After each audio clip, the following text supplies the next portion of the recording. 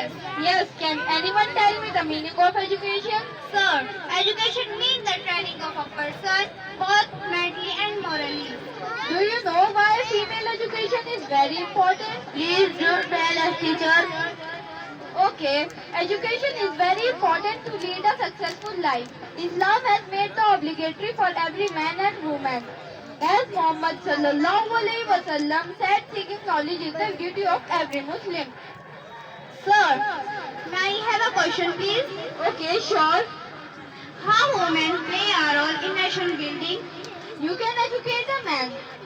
You can educate only a man. And when you educate a woman, you can educate a generation. So by the acquiring of education, women can build up the whole nation.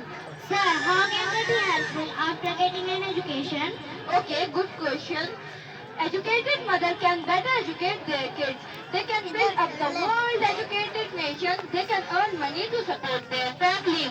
Thank you, sir. This is a very informative lesson. Welcome, welcome. I'm quite happy to answer your questions. Thank you so much, sir. Welcome.